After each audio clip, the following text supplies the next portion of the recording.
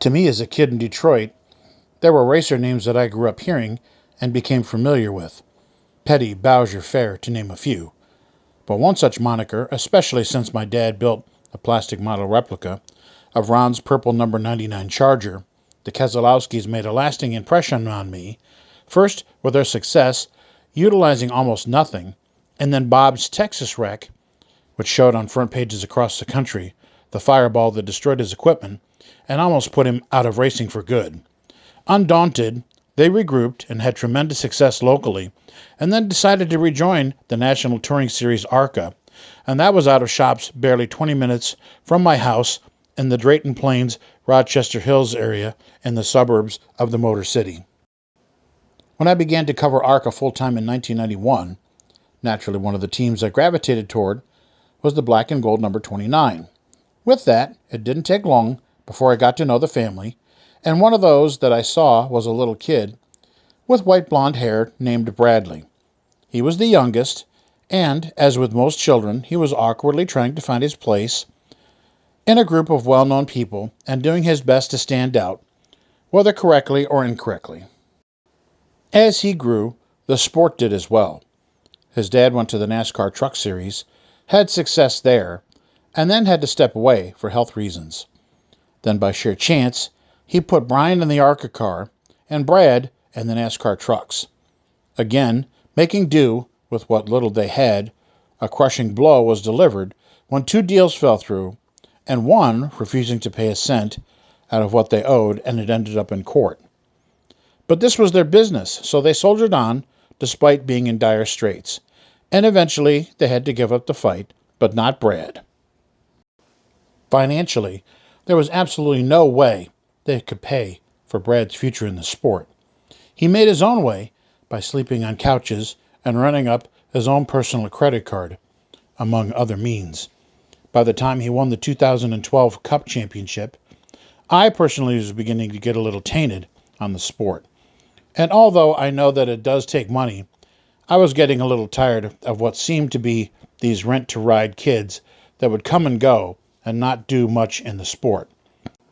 But here's Keselowski with nothing but talent, and he takes home the biggest prize in American motorsports.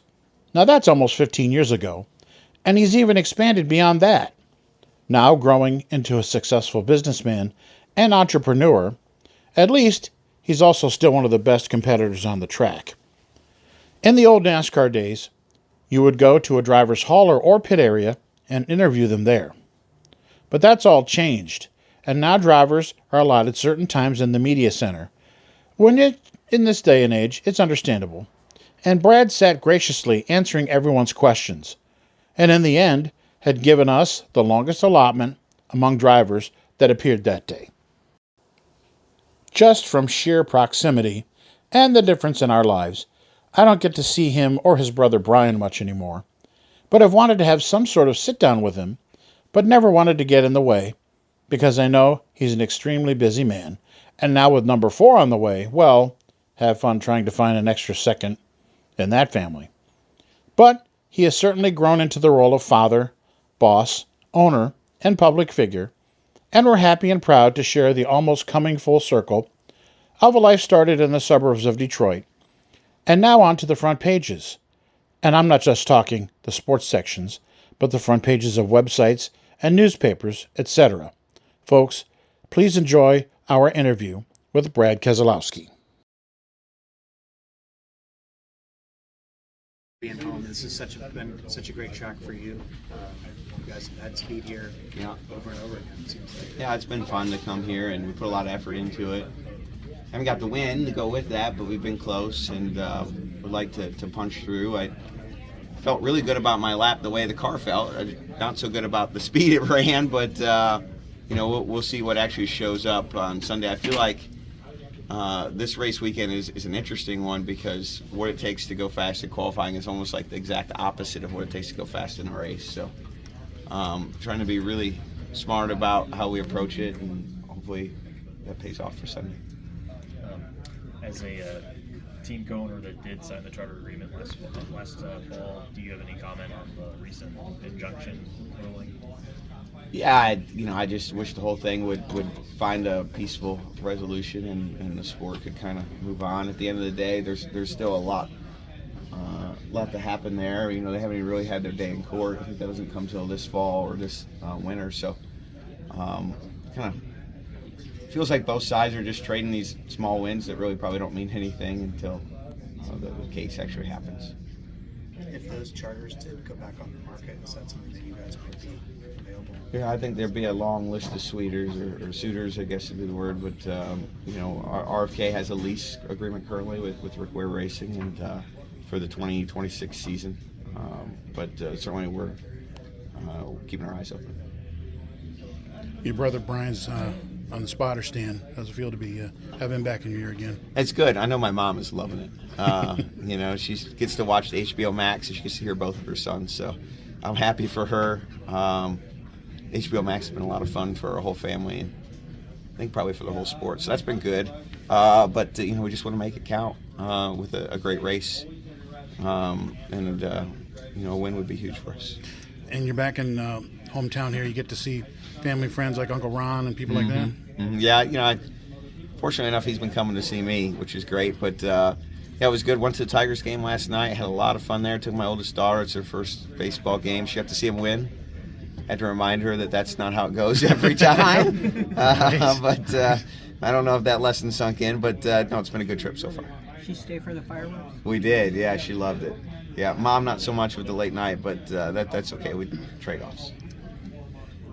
For Mexico City, how fast is the turnaround going to be for you as a team owner? So, are you going to go back to Charlotte? How long will you spend there before making the trip after this race is over? Yeah, I think the industry has collective travel plans, so we're all kind of doing the same thing. But it's an interesting week for us. First time the Cup Series has been international. It's a big circus tent to pack up and carry across the border, and a long haul for the truck drivers. So lots of respect to all the people that make the travel happen. But for me, we're just going to get in a plane, and we don't know if we're in Alaska or Mexico other than the weather. But so we got kind of the easier side of it.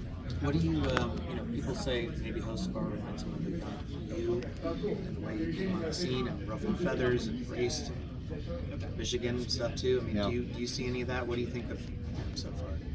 Yeah, I'm a mixed bag. There's some things that I certainly understand. I felt like when I came in the sport, and I was like, somewhat of an outsider. That NASCAR had just been through this half-decade-long refresh of all these young guys, and like this driver development door had closed, and like I bullied my way into the sport to some degree. And, there were some ramifications for that, but it was better than sitting on the sideline. And I imagine that, Carson has similar feelings, and he's had to fight to earn his spot and get to where he is today, and certainly respect that challenge, right? That said, he's in a good spot now with a team that's got a lot of money and funding to provide great equipment with, help from Hendrick and, elite pit crews, cars, and all that. And similar to when I got to Penske and we got rolling. So, there is definitely some similarities, but, we still have our own identities in a lot of different ways. So what you're saying is when you were coming in with equipment that you had to kind of do that stuff, you didn't have the fastest cars necessarily. When you have faster cars, that's not some stuff that you need to be. Yeah, the game changes based on the speed and kind of your stickiness to the sport. And, there's a transition that you go through in your career. And, for a guy like Carson, he's still in that, trying to achieve stickiness space. And, wins are huge for that. I had that scenario where I won my first Cup race at Talladega, and if I didn't win that race, I probably wouldn't be in the sport today, right? I don't think Carson's situation is quite that dire or susceptible to winning. I think there's probably more opportunities for young drivers than there was, in the window that I came in. But still, this sport puts a lot of pressure on you to win, whether it be the playoff settings or whatever it might be, and there's a lot of temptation to blur whatever lines there are to achieve that. What do you remember about your first win at Pocono? What do I remember about my first win at Pocono? I remember there being a rain delay, I remember being so thankful for it because I really needed that break. I just broke my ankle, and that was a good little rest. And then I remembered racing Kyle Busch for the win, and he was better in turn 1, and I was better in turn 3, and we held him off. You were hobbling around. You refused to wear crutches. I mean, you tried to man up because you were so afraid of somebody else taking your ride. Yeah. Well, I mean, I didn't have a lot of job security at that time. I'd won 2 career Cup races, and there was no shortage of people that would love to have that ride, and I wanted to make damn sure they didn't see me as being weak and susceptible to losing. Brad, Sunday is expected to be an announcement of a new manufacturer coming to the Truck Series. What significance does that mean for the sport, and the idea of that might lead to something else in a new manufacturer? Yeah, I mean, the Truck Series has got it going on right now. Their model is very strong for how this industry works, or how the racing works there. Whether it be their engine package, the amount of events they have, so on and so forth. And it's a great place for an OEM to enter NASCAR and really, kind of get that appetite going for the Cup Series. It's a big jump from the Truck Series to the Cup Series, but nonetheless, it's a great entry point for OEMs, and hopefully they're not the only OEM to enter the Truck Series. Is that we're talking about the Truck Series then? You've talked about at some point maybe going IMSA racing with the program and saying wanting to get your program better before you went and started going on that path. Yeah. Is truck racing something that would be inviting for RFK, and are there still hopes for IMSA racing? Yeah, I would love to do all 3, to be honest. We have other things that we're trying to accomplish first, and we have to eat the elephant one bite at a time. But yeah, certainly aspirations to be a part of the organization running IMSA trucks and the Cup Series at a very high level, and competing for wins and championships. In the 2311 lawsuit, the judge is asking should the other teams be part of it. Since the teams are fighting that, how have you been involved in many of the discussions, or you leave that to more? Minute amount, Bob. I would say that we signed the charter agreement. There's really 3 parties here. There's the teams that signed the charter agreement, the teams that didn't, and then NASCAR. We fall into that first party, and feel like at this time that doesn't make us a part of the other 2. Either way on anything. Each week, RFK is bringing what I would argue is some of the best paint schemes and liveries. As a driver owner, can you just talk about some of the attention to detail you pay to those details? Yeah, I just didn't want to drive ugly race cars. I've driven a lot of race cars over the last few years. Some of them are absolutely gorgeous. Some of them you plug your nose on. And over time, you're like, I don't want to drive cars that are ugly. And, I got a little more control over that than I used to have. I don't have full control over it, but a little bit more. And, I'm thankful for our team and our organization that we hired some great people to work on the designs. We've got a guy named Aaron who does phenomenal work and gets how to put together paint schemes that are fun and achieve what we're trying to achieve for our partners without being ugly. So absolutely. I mean, we do a Car of the Week segment. RFK typically takes home the cake each week. It's been great. Hopefully we'll keep that going. Does that stem from Michiganders being car guys? I think so. Yeah, you just don't want to have an ugly car. Nobody wants to drive an ugly car. I don't want to race a school bus. But sometimes we have to make some trade-offs. I've done the pink cars and the cars that you plug your nose on, Lee, and I think we've got really good schemes this year.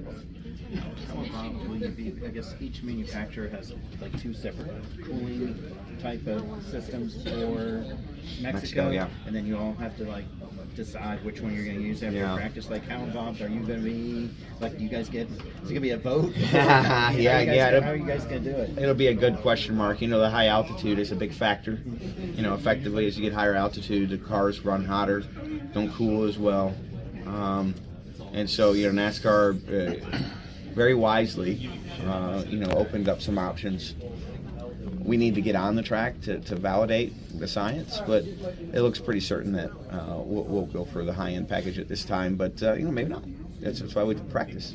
Well, I guess, do you think that you and Penske, all the four, because I guess each manufacturer can't do something that Penske doesn't do. So how will that Oh, the technical directors will make that decision between RFK and Penske. That's not like an arm wrestling match. It might be. Yeah. I don't know. Travis Geiser and Josh Sell. That'd be a great matchup. I'd like to see that one. I think I'd vote for Josh on that. Really? I don't know. That'd be a good battle. All right. Not to call you old, so go ahead. I was just going to say the 17 and Put a lead 16 in, huh? right there on that bubble right now, which I would imagine is a good problem to have. But ideally you want both in there. From your perspective, what have you seen from both of those programs this year? And especially with Ryan, this is probably the most that he's been in the thick of a playoff battle like this. How do you perceive all that entails? Yeah, I mean they're putting together strong, consistent seasons, but the reality is winning to win. I don't want to see any of our teams point their way, and we want to win our win. How close do you feel like that is for either of those teams, or All three teams have had moments where you're like, "Ooh, this could happen today." Not as many moments as we would like, but I've told our company, and I'll say it publicly, like we want to get a win for all three cars before the playoffs start. That's our goal. Thank you very much. It seems like you just got here. Is it still fun? How much longer do you see yourself doing this? I don't know if that's the first time you've been asked that. I got a lot of things I still want to do. I want to win more races, and I want to be a part of winning another championship. And I haven't given up that can happen. So my head's down and focused on making that happen. This is a little off the track here, but your mom and Gail Rowley are real good friends, and Gail just lost her husband Ken. Yeah. And Ken and your dad were competitors in the NASCAR series. Got any thoughts on that? Yeah, it's. I was talking about this with my brother. I'm in that season of life where, you're losing your parents and your parents' friends and things like that, people that you were close to, and it's at the same time while I'm having kids, so you're like this great replacement things happening, and it's an interesting season of life, but it's part of it, how it works. Circle of life, huh? Yeah, it is. How's the business going in Statesville? We've got a lot of great things going on. We're really proud of the aerospace work that we're doing, and seeing it mature, and stuck in a lot of confidentiality where we can't really talk about it, but it's great to see that business grow. Not to get all Freud and deep on you, but you came from almost nothing. Now you are highly successful, worth a lot of attention on you. How do you change that mindset? Some people can't get out of that. Okay, I grew up this way. Where are they going? You know what I mean? I mean, there's healthy parts to it, and there's unhealthy parts. You pick your battles. There's no shortage of battles. I've been really blessed. I try to express a lot of gratitude. Couldn't be here where I'm at on my own. I recognize that. But at the end of the day, I'm trying to do the best I can to make my family proud and make the most out of the opportunities I have. Not going to be able to get home runs every time at bat, but I feel like I've done a pretty good job. And number 4 on the way, huh? Yeah, number 4 on the way. Yeah. You got Look the boy. Out. Yeah, look out. Maybe the girls want to strap in a race car someday, let alone the boys. We'll see. My second, she's got that motorcycle racing thing, but oldest has no interest. We'll see about 3 and 4. I feel pretty safe that 3 will have a lot of interest. Who chose Maze? I did. You did? Yes. Is that a surprise? No. No. No. All right, thanks, Brad. Appreciate y'all. You. Take care, guys.